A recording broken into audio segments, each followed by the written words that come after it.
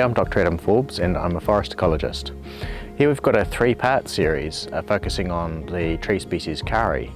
And so the first part will be around the threats to Kauri, in particular Kauri dieback. The second part will be looking at why Kauri as a species is regarded as an extremist. And the third part, the third video, will be on restoration of Kauri as a tree species. This is video 1 of 3, and this video is about threats to Kauri forests. In particular, we're going to be looking in detail at Kauri dieback. Kauri dieback's a pathogen which is affecting Kauri as a species, it's affecting Kauri forests, and it's put at question the future of Kauri and Kauri forests. So to really get into this topic properly, we're going to go and meet Lisa Tolich, who's an expert in Kauri dieback, and she's going to give us a good rundown on the issues around Kauri dieback and also what's been done in response and what the outlook is. So it's pretty exciting to go. We're going to go and meet Lisa, so that's going to require a little bit of a road trip.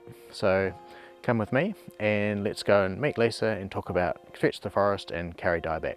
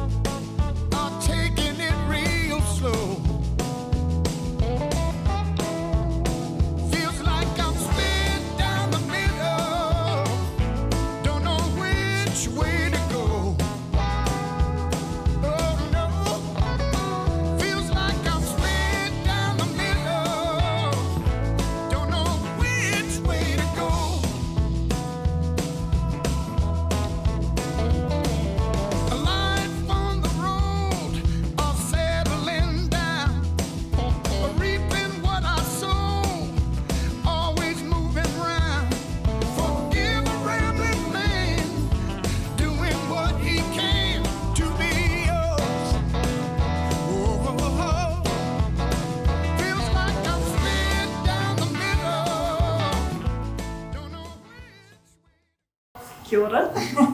My name is Lisa Tolich and I work at Auckland Council. I've been there for the past 4 years now.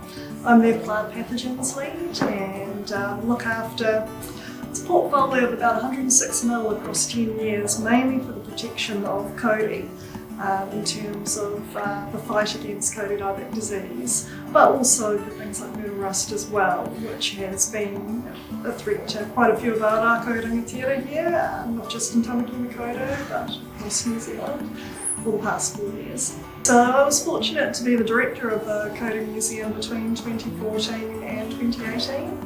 And that was fantastic actually. I really enjoyed using that time to work on science communication and talk about the plight of Kauri, not just in terms of the historic threats, but also in terms of the threats that it face them today. So we're here in Matakui, which is about an hour 45 north of central Auckland. So the Kauri Museum is intending to tell the story of the Kauri from its past, but also through to its present and the future of Kauri and Kauri protection as well. Not just in terms of the Kauri and ecosystem that it supports, but also its the people that are involved and integrated in that, because they've had such a strong part to play in terms of the foundation of this very nation and particularly its development over the past couple of hundred years. Now, Kauri are what we often refer to as a keystone species. So they're engineers of their ecosystem. And when we talk about threat to Kauri, we're not talking about it in terms of threat to a single species. We're talking about a threat to an entire ecosystem. And that is because of the plants and a lot of species that they support. There's at least 19 different Kauri associates, and that's not to mention the unique mycorrhizal fungi that are actually completely dependent on Kauri for their survival. Historically, Kauri have been the great survivors, and we talk about the fact that they have been here for such a long period of time. And we're talking right back to things like ice age type situations where they actually did retreat right up to the top of the North Island. And then, as recently as 10,000 years ago, they started to spread back out in terms of their natural footprint to the outer natural extent that we know today, which is pretty much Kawhia, right across to the other side of the Coromandel there. And so there have been these great survivors, but it's pretty recent history really, if we think about it in the whole long-term life cycle of Kauri, that they've been under their greatest threats. So first of all, we had roughly from the 1820s right through to mid-1900s, even as late as the 1970s. We had the great forestry industry, of course, and Kauri were incredibly widespread to that point, but now as a result of that in the gum industry, we're left with roughly 4% of the regenerating forest and as little as 1% of the mature old-growth Kauri forest that we used to have. So that was threat number one, and of course that had quite a big impact on the genetic diversity of what we have left, which then links into threat number two. So you can imagine with industry like that, there was a lot of disturbance that went on. And when we think about Kauri dieback disease, which is caused by a microscopic organism, it's a member of the Phytophthora family, Phytophthora agathodicida, and this soil-borne oomycete is incredibly tiny, spread mainly by soil movement, soil disruption, but also through natural hydrology as well. This is threat number two.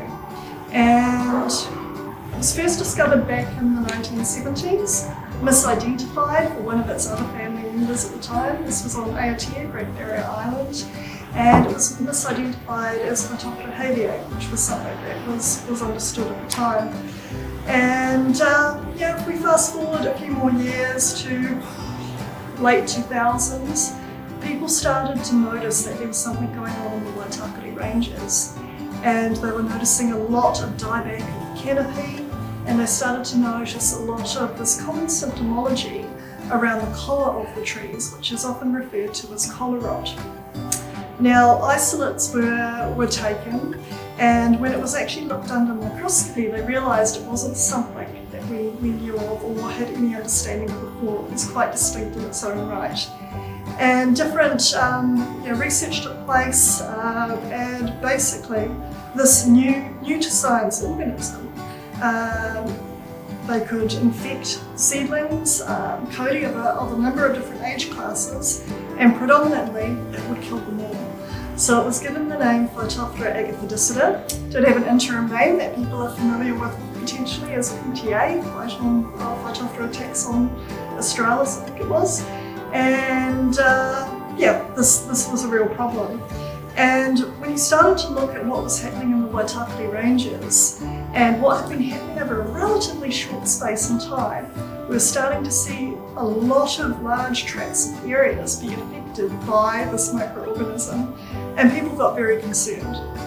Te Kaurā-Maki, or Mana Whenua of Te Wānui-a-Tiriwā, the Waitakere Ranges, they were incredibly concerned because they saw Kauri dieback as a tohu, or a symbol of the health of the forest overall. And when Kauri were ill, the forest was ill, and of course the people would be ill because they're all interconnected. But they see Kauri as Rākau-rangatira as living ancestors, and that's a huge issue for the Māori or the life force of the forest. So they put a rāhui in place. And with MPI determining that Phytophthora agathodicida was an important organism under the Biosecurity Act, Auckland Council responding to the needs of Te Kaurā-Maki and a lot of concerned community members, scientists, people living in the area, closures were put in place in the Waitakere Ranges. Following that, a lot of investment was also required, and the natural environment targeted rate was supported by Aucklanders, Auckland ratepayers, and they basically committed $106 million over 10 years to try to fight and put in place mitigations to protect Kauri, not just within the Waitakere Ranges, but across all of the Auckland region, Tamaki Makaurau, against this threat. So that program's been in place now for 4 years. We're just about to enter into our 5th year, and it covers research and treatment. So looking at different ways we can not just undertake normal operational activity while reducing the impact of this disease, but also contributing towards some of the strategic science that's out there, because currently there's no known cure. We do have some treatments in place.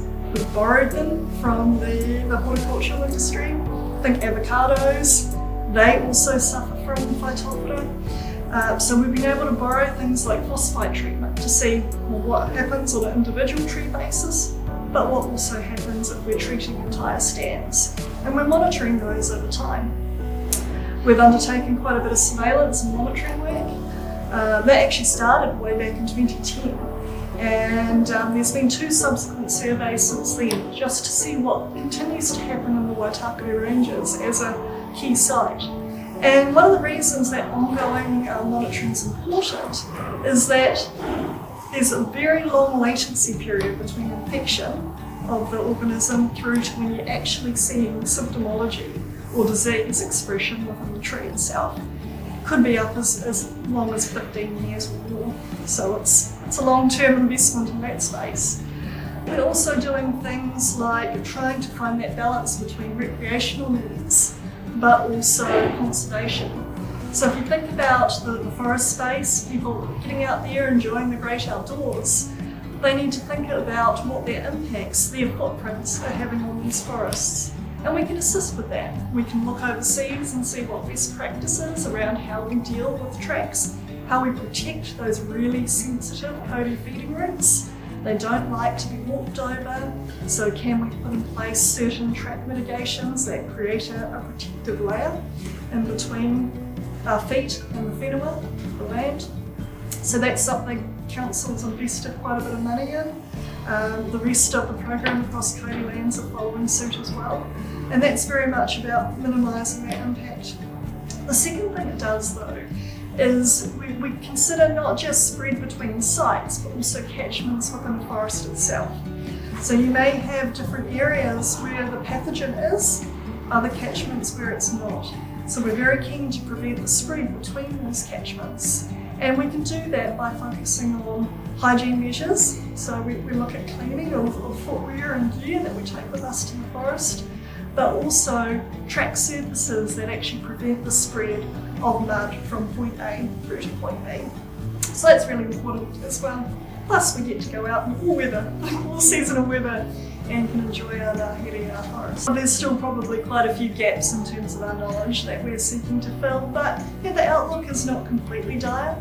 This is a very serious threat. It's one that we need to treat in that light, and that whole precautionary principle or mechanism that we've put in place around stopping that vector-based transmission from site to site, looking to find ways to protect these very vulnerable trees, considering climate change and the impact that that's having as well.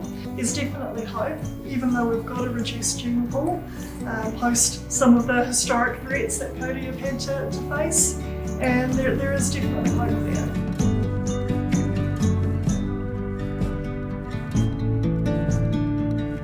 So I hope you enjoyed the video on threats to Kauri and Kauri dieback. Please give it a thumbs up if you did.